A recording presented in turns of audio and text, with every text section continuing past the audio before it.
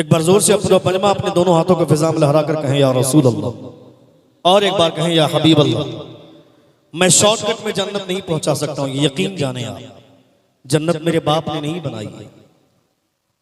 आज हम लोगों ने इस स्टेज से जन्नत इतने शॉर्टकट में बांटी है कि लोगों ने अमल करना छोड़ दिया, लोगों को बुरा हम लोगों ने बनाया।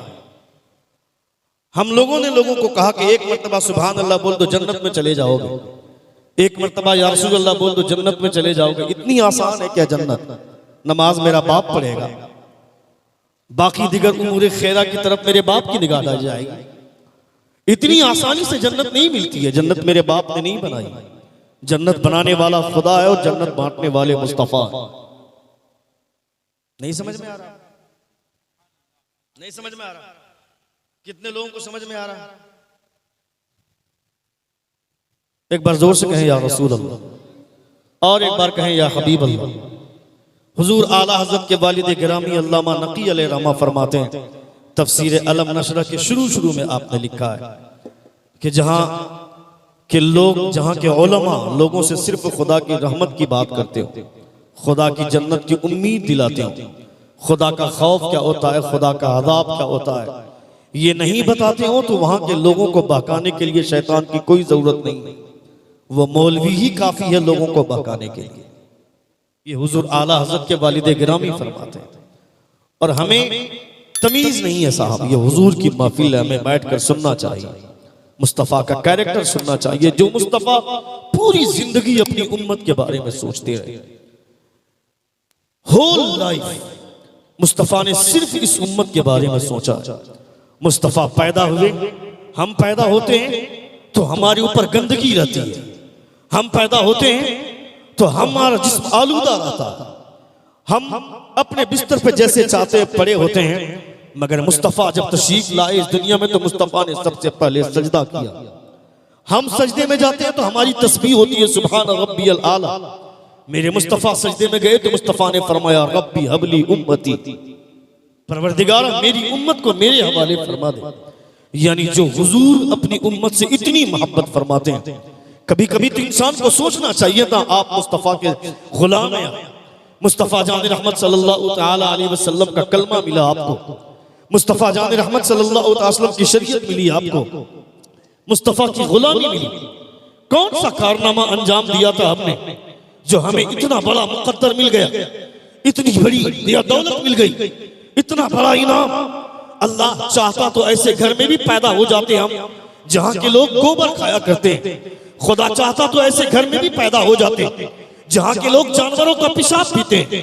मगर ये अल्लाह रब्बुल इज्जत का शुक्र है, खुदा ने ऐसे घर में पैदा फरमाया जहां के लोग मुस्तफ़ा का नाम लेते हैं या मुस्तफ़ा का नाम सुनते हैं तो अपने अंगूठे को बोसा देकर आंखों से लगाते हैं। कभी कभी सोचना चाहिए था मेरा इतना अच्छा मुकद्दर कैसे हो गया, मेरा इतना अच्छा मुकद्दर कैसे हो गया, इतना अच्छा नसीब कैसे हो गया। मैं किसी गैर मुस्लिम के घर में क्यों नहीं पैदा हुआ, मैं किसी ऐसे घर में पैदा क्यों नहीं हुआ जिसके घराने के लोग मंदिरों में जाकर घंटियां बजाते हैं। अगर मैं भी उस घर में पैदा होता तो मैं भी जाकर मंदिरों में घंटी बजाता, मैं भी गाय का पेशाब पी रहा होता, मैं भी गोबर खा रहा होता। मगर ये किसकी मेहरबानी है? जरूर किसी ने करम फरमाया होगा कि मुझको हुजूर की गुलामी मिली, मुस्तफ़ा का दामन मिला, मुस्तफ़ा का कलमा मिला, मुस्तफ़ा की शरीयत मिली। ये करम किसने किया, ये एहसान किसका है? ये किसी और का नहीं। जब हज़रत मूसा अलैहिस्सलातु व तस्लीम कोहे दूर पर खुदा से हम कलाम हुए, अल्लाह रब्बुल इज्जत से हज़रत मूसा फरमाते हैं ऐ परवरदिगारा, मैं जब तौरात को पढ़ता हूँ मुझे एक उम्मत का तज़किरा मिलता है, वो उम्मत मुझे बड़ी अच्छी लगती है, उस उम्मत को मेरे हवाले कर दे।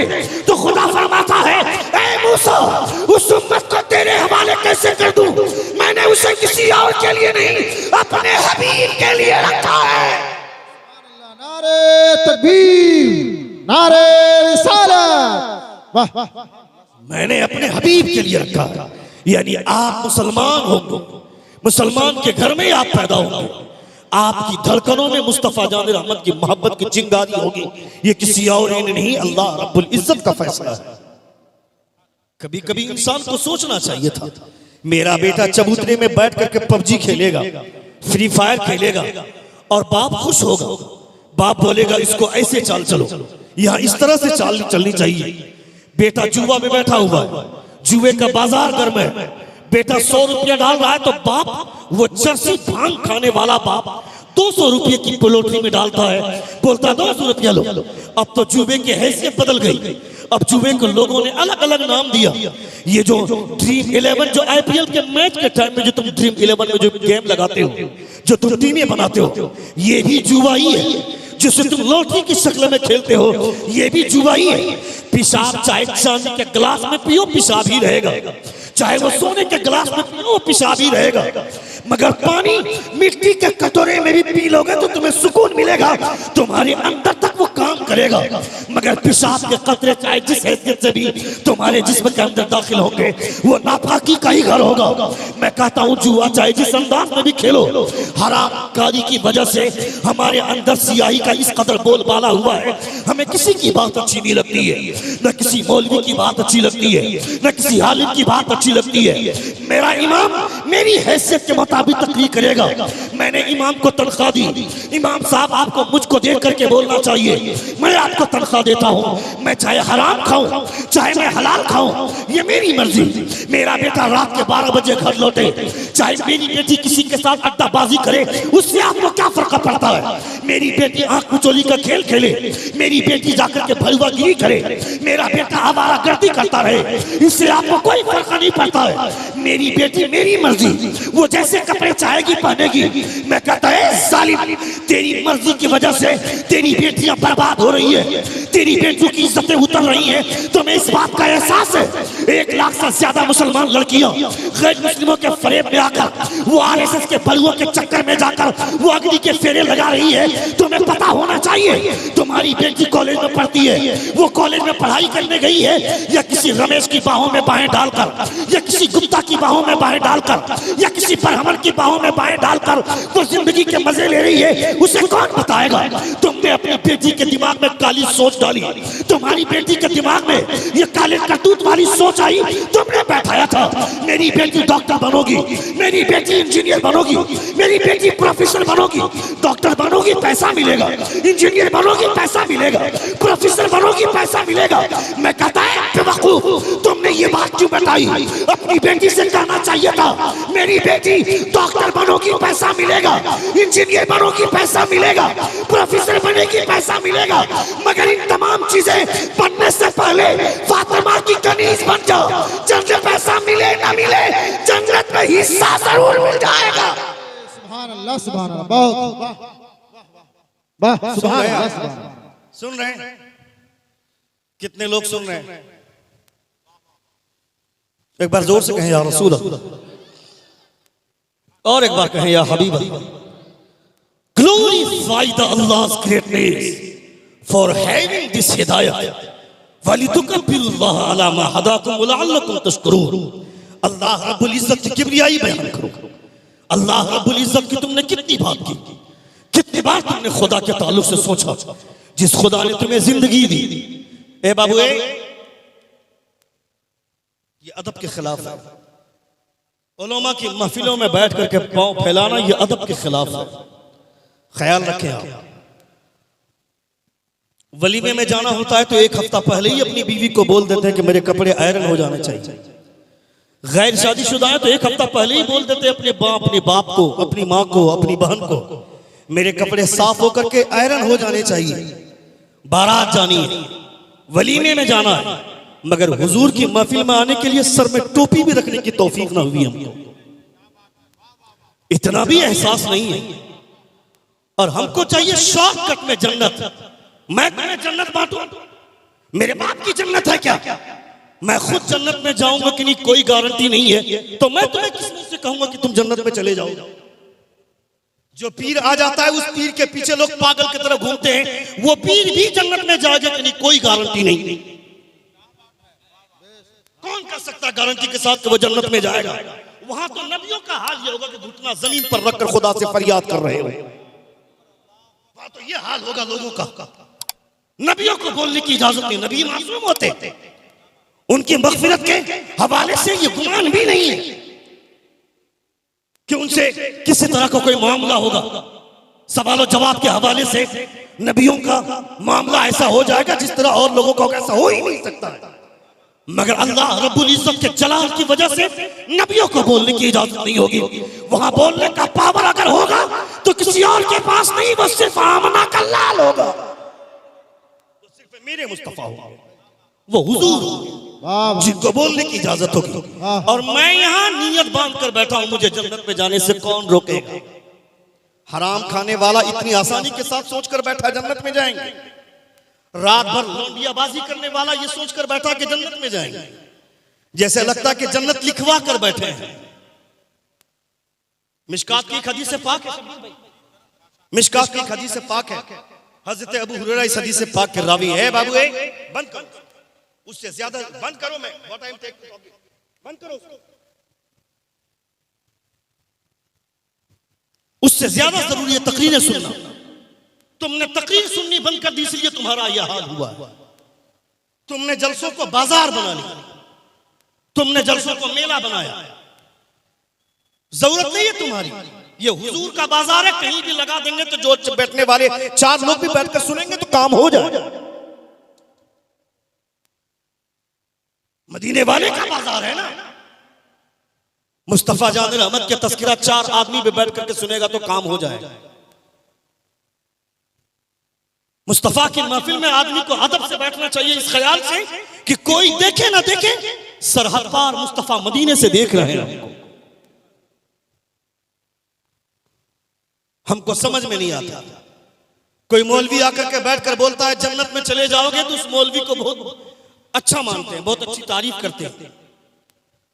उस मौलवी को भी पता चलेगा, तुमको भी पता चलेगा, कयामत में समझ में आएगा। हुजूर फरमाते हैं वहां सिर्फ मुझको बोलने की इजाजत होगी, मैं बोलूं। मुस्तफा फरमाते हैं मुझे जब अल्लाह रब्बुल इज्जत शफाअत की इजाजत देगा तो वो लोग जो दोज़ख जा चुके होंगे, मैं उसे दोज़ख से निकाल कर जन्नत की सैर करवाऊंगा। ये मुस्तफा, जोर से बोले सुभान अल्लाह, जोर से बोले। मुस्तफा फरमाते हैं मगर ये किन लोगों के लिए होगा? ये उन लोगों के लिए होगा जिन लोगों के दिल में ईमान होगा, ईमान पर जिसकी मौत हुई होगी, ईमान पर खात्मा जिसका हुआ होगा। हुजूर फरमाते हैं राय के दाने के बराबर भी किसी के अंदर ईमान होगा तो मैं उसे दोज़ख से निकाल कर जन्नत की सैर करवाऊंगा। कोई कह सकता है गारंटी के साथ कि मेरी मौत ईमान पर होगी? इनमें से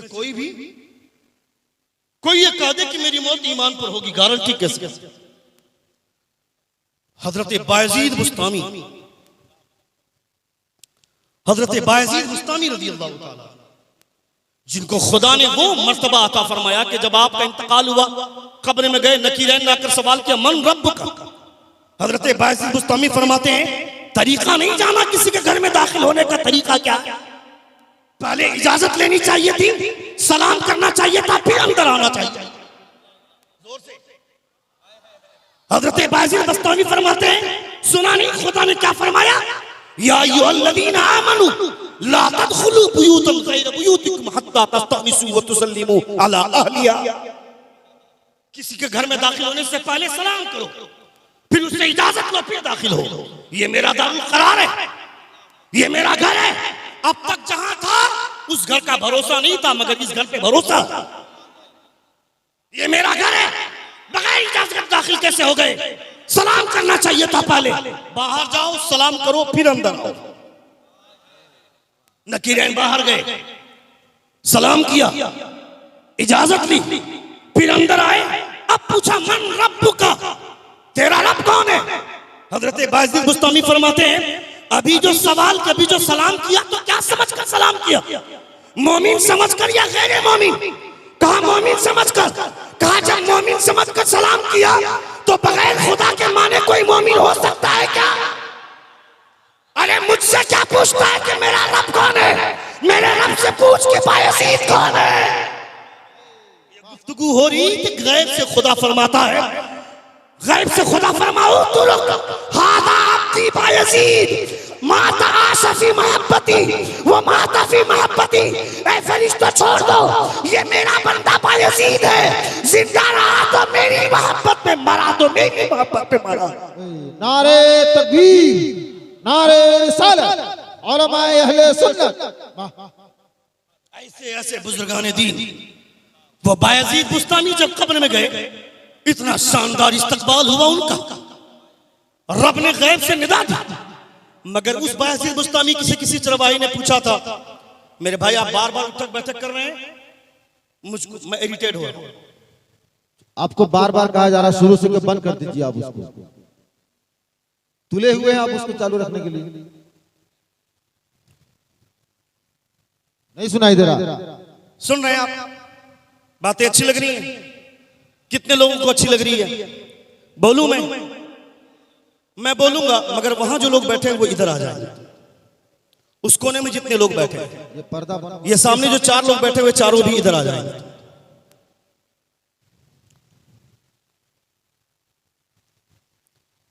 वहां जो बैठे लोग कोने में, मेरे भाई लोग,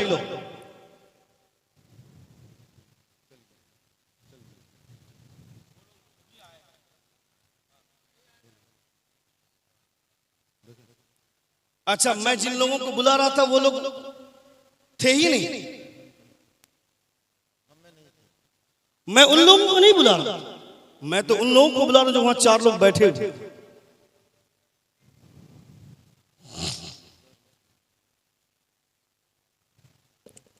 छोड़ दी, कोई बात नहीं, अपनी अपनी तहजीब की पहचान दे रहे हैं। एक बार जोर से कहें या रसूल अल्लाह। कितने लोग सुनेंगे? जरा हाथ उठाकर कहें या रसूल अल्लाह। और एक बार कहें या हबीब अल्लाह। इतने बड़े बुजुर्ग हजरत बायजीद बुस्तामी, जिनकी गवाही अल्लाह रब्बुल इज्जत ने दी। वो हजरत बायजीद बुस्तामी पर से किसी ने चरवाही ने सवाल किया था, ऐ बायजीद, मेरे गधे की दुम का बाल अच्छा है या तेरी दाढ़ी के दुम बाल? तेरी दाढ़ी के बाल अच्छे हैं या मेरे गधे की दुम का बाल? कोई हमसे ये सवाल करके देखे, इतना जन्नाटेदार तमाचा रसीद करेंगे कि उसके चेहरे की जोग्राफिया तब्दील होगी। हजम नहीं होगा, गुस्सा सर पे आकर के मंडलाने लगेगा। मगर बायजीद बुस्तामी का जवाब सुनिए। आप फरमाते कि अगर मेरी मौत ईमान पर न हुई तो मेरी दाढ़ी के बाल से बेहतर तेरे गधे की दुम का बाल, और अगर मेरी मौत ईमान पर हो गई तो मेरी दाढ़ी के बाल अच्छे। हजरत बायजीद बुस्तामी फरमाते हैं, आप में से या हम में से कौन कह सकता है कि मेरी मौत ईमान पर होगी? और हुजूर की शफाअत उन्हीं के लिए है जिन लोगों की ईमान पर मौत होगी। यकीन जाने, हर किसी के लिए शफाअत नहीं है। मुस्तफा की शफाअत सिर्फ उन लोगों के लिए जिन लोगों की मौत ईमान के साथ होगी। आजान होती रहती है, हमें शऊर नहीं होता है कभी मस्जिद में जाएं और हम सोचकर बैठे हैं कि मेरी मौत ईमान पर हो। मेरा बच्चा रात भर अड्डाबाजी करेगा, बाप कभी खोजने की कोशिश भी नहीं करेगा कि मेरा बेटा गया कहां, ये जानने की कोशिश भी नहीं करेंगे। और हमको लगेगा कि हम जन्नती। साल भर नमाज नहीं पढ़ी, एक मर्तबा जुलूस का मौका आया रबीउल अव्वल शरीफ के मौके से, पूरा मोहल्ला लग गया सजाने में। चलो अच्छी बात है, सजना चाहिए, इलाके को सजाना है। क्यों? आमना के लाल तशरीफ लाए इस दिन, सजना चाहिए। मगर कितना अच्छा होता जुलूस निकालते वक्त, जहां नमाज का वक्त हो जाए जुलूस वहीं रोक कर जोहर की नमाज अदा कर। ये नहीं करते। जुलूस निकालना फर्ज नहीं, लेकिन नमाज पढ़ना फर्ज है। कल क़यामत के दिन खुदा ये नहीं पूछेगा कि तुमने जलसा करवाया तो लाइटें कितनी लगवाई थी, स्टेज में कितने फूल लगवाए थे, कितने डेकोरेशन पे कितना खर्च किया था। मगर क़यामत के दिन खुदा सवाल करेगा, रोज़ माशर की जान दुदास बुवत अव्वली पुरसिश नमाज बुवत। कल क़यामत के मैं, ए बाबू, ए मेरी बेटियां,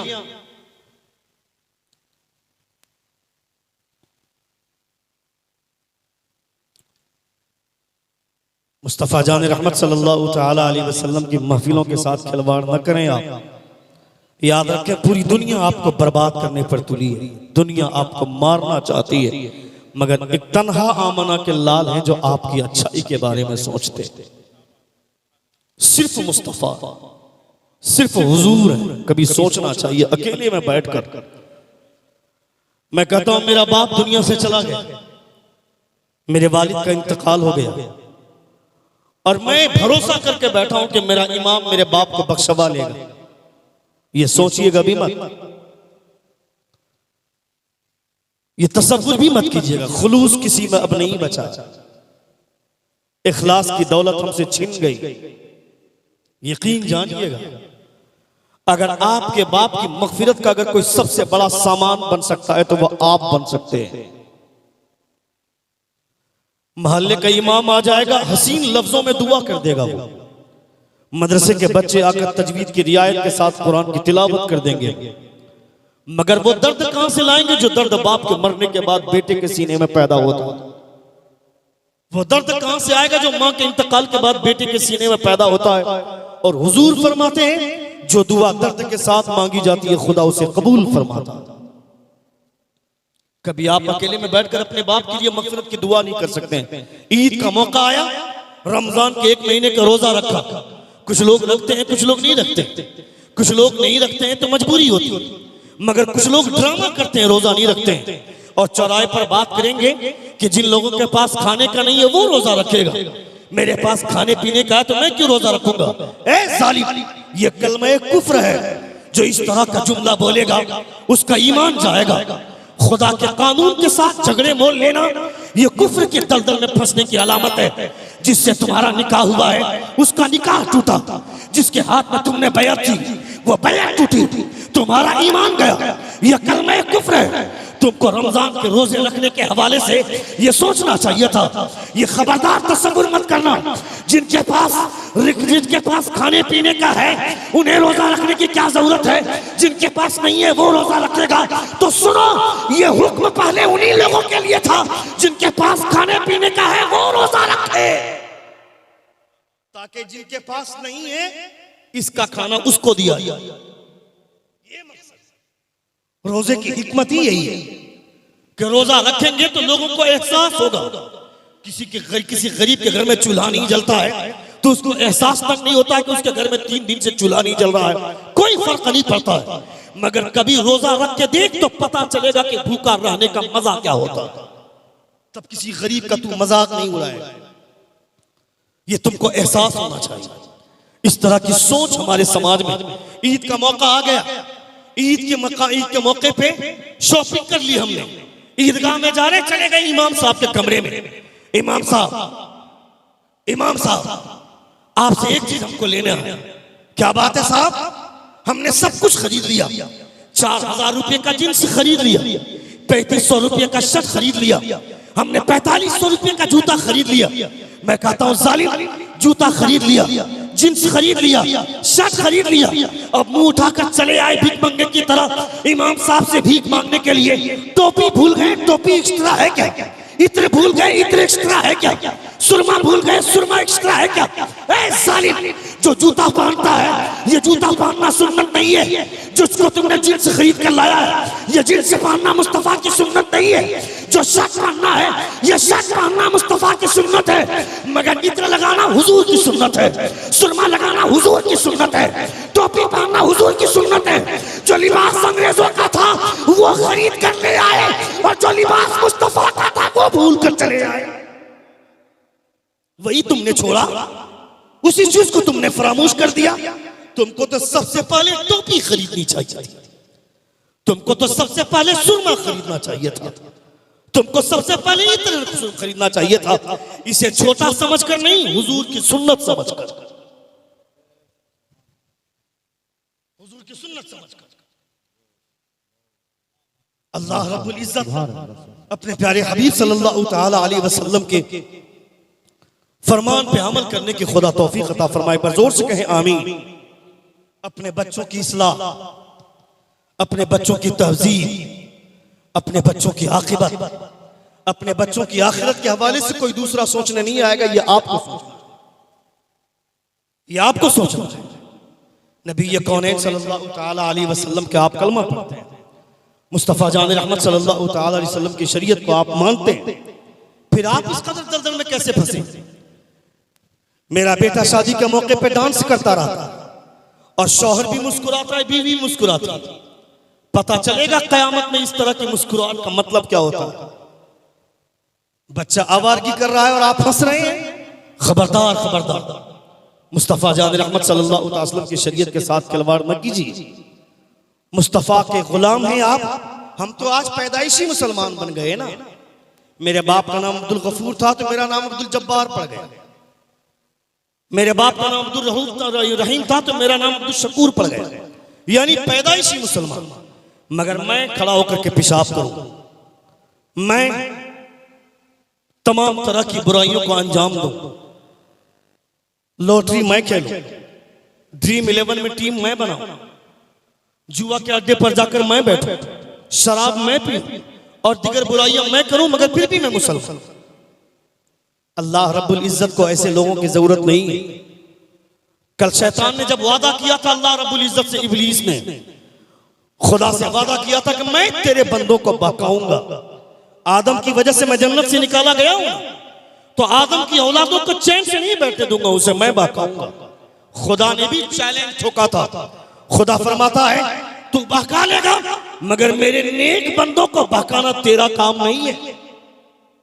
मेरे नेक बंदे मेरे रास्ते पर चलेंगे, मेरे महबूब के रास्ते पर चलेंगे। हम कहां चलेंगे?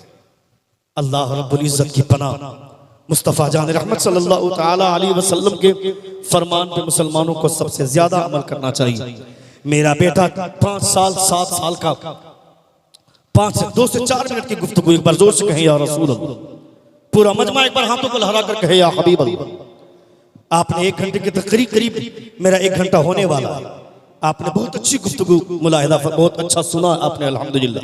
मैं कैसा बोला हूं इसका मतलब नहीं है, मुझे नहीं पता कि मैं कैसा बोला हूं, मगर मेरा इतना यकीन है कि आप जितने लोग बैठे हैं अल्हम्दुलिल्लाह अच्छा सुने आप।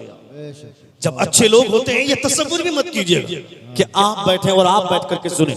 हुजूर गौसे आजम फरमाते हैं कोई अगर मगरिब के बाद मुझे याद करता है तो यकीन जानो का असर के बाद पहले मैं उसे याद करता हूं। यानी आपको मुस्तफ़ा ने याद किया तो आप मुस्तफ़ा को बैठकर याद कर, ये तसव्वुर कीजिएगा। नबी कौनैन सल्लल्लाहु ताला अलैहि वसल्लम के कलमा पढ़ने वालों को इस बात का एहसास तो करना ही चाहिए ना। अल्लाह रब्बुल इज्जत का खौफ क्या है, खुदा की खशियत क्या है, अल्लाह रब्बुल इज्जत के फरमान पे अमल करने का जो जज्बा है ये मुसलमानों को अपने अंदर लाना चाहिए। मेरी बेटी अगर आवारागर्दी करती है, मेरा बेटा अगर आवारगी मचाता है, रात के 12 बजे घर लौटता है तो बाप को उसके गिरेबान को थाम कर रोकना चाहिए, उसे पूछना चाहिए इतनी रात गुजर गई कहां थे, अब तक किसके साथ घूम रहा था, कौन पूछेगा? ये तो वो बाप पूछेगा ना जो बाप ईशा की नमाज पढ़ने के बाद घर में आकर बीवी बच्चों के साथ बैठकर खाना खाता हो, ये तो वो बाप पूछेगा ना। मगर जो बाप खुद अपने दोस्तों के साथ अड्डाबाजी करेगा, उसका बेटा रात के 12 बजे आए, रात के 1 बजे आए, रात के 2 बजे आए, कोई फर्क नहीं पड़ता, उसका बेटा भी अड्डाबाजी करेगा, उसका बेटा भी कैरम बोर्ड खेलेगा, उसका बेटा भी चौराहे पर बैठकर लूडो और दीगर दूसरी तकरीबात में जाकर शरीक होगा जो नाजायज तकरीबात हैं। मैं कहता हूँ मेरा बेटा आवारगी बचाता है, मैं घर में पहुंचता हूँ, मेरी बीवी को बोलता हूँ खाना दो, मेरी बीवी बोलती है रुक जाइए ना, ये सीरियल हफ्ते में 2 दिन आता है, इसका आखिरी प्रचार चल रहा है, इसके खत्म होते ही खाना दे दूंगी। मैं कहता हूँ मेरी बीवी के हाथ में एंड्रॉइड फोन मैंने दिया, मेरे बेटे के हाथ में एंड्रॉइड फोन मैंने दिया, मेरा बेटा मेरे जेब से मोबाइल निकालकर जब जेब मोबाइल का पैटर्न लॉक खोलता है, मोबाइल की गैलरी खोलता है, तो हम चौराहे पर खड़े होकर बोलते हैं मेरा बेटा हाई स्टेटस का नॉलेज रखता है, मेरे बेटे के पास दिमाग है, मोबाइल में यूट्यूब खोल लेता है, कार्टून निकाल लेता है, मोबाइल का पैटर्न लॉक खोलता है। मैं कहता है जालिम, तेरे बेटे ने कोई बहुत बड़ा तीर नहीं मारा है, तू आज बोलने के काबिल नहीं हुआ है, उस दिन बोलने के काबिल हो जाएगा जिस दिन तेरा बेटा कुरान खोलना जान जाएगा, उस दिन यहाँ नहीं पालो जोई चौक पे सीना ठोक कर बोलना मेरा बेटा मोबाइल खोलना नहीं जानता, मगर खुदा का शुक्र है मेरा बेटा कुरान खोलना जानता है और कुरान खोलकर कुरान पढ़ना जानता है। सुभान अल्लाह, सुभान मेरा बेटा कुरान खोलकर कुरान पढ़ना जानता है। मेरी बीवी को यह कहना चाहिए था मेरे सरताज आप ये क्यों बात कर रहे हैं? खाना चाहिए, खाना मिलेगा, आप और हम दोनों साथ में बैठकर खाएंगे। मगर आइए, अब तक मैंने भी ईशा की नमाज नहीं पढ़ी है, आपने भी ईशा की नमाज नहीं पढ़ी। चलिए दोनों साथ में चलकर ईशा की नमाज पढ़ते हैं, उसके बाद खाना खाएंगे तो उस खाने में बरकतें खुदा आसमान से नाजिल फरमाएगा। मगर कौन कहेगा? न शौहर बीवी को बोलता है, न बीवी शौहर को बोलेगी। चोर चोर मुसेरा भाई, न मैं तुमको बोलूं न तुम मुझको बोलो। दोनों जिंदगी ऐसे ही तबाह करते हैं। जब वो दोनों नमाजी नहीं तो उनका बेटा तहज्जुद गुजार होगा क्या? उनका बेटा भी ऐसे ही अपनी जिंदगी पार करेगा, उनकी औलादी भी ऐसे ही होंगी। कब्र में चले जाएंगे, कोई पूछने वाला आपको नहीं होगा, आपका बेटा भी कभी आपकी कब्र में नहीं पहुंचेगा। इसलिए आप ये सोचिए कि आप दुनिया से चले जाएं, अपनी औलाद को ऐसा बना दे कि आप रहे न रहे, आप कब्र में रहे, आपका बेटा यहाँ पे खुदा का नाम लेता रहे, खुदा कब्र में आपके लिए रहमत का इंतजाम फरमा। जिंदगी ने फिर कभी वफा की तो इंशाअल्लाह ताला गुफ्तगू होगी हमारे बोलने में या आपके सुनने में कोई गलती हुई हो। सभी हजरात हमारे साथ मिलकर बाबा से बोलो तो इस्तग़फ़ार पढ़ें। अस्तग़फ़िरुल्लाह रब्बी मिन कुल्लि ज़ंबिन व अतूबु इलैहि। जोर से कलमे शहादत पढ़िए, अशहदु अल्ला इलाहा इल्लल्लाह व अशहदु अन्ना मुहम्मदन अब्दुहु व रसूलुहु। अस्सलामु अलैकुम व रहमतुल्लाहि व बरकातुहू।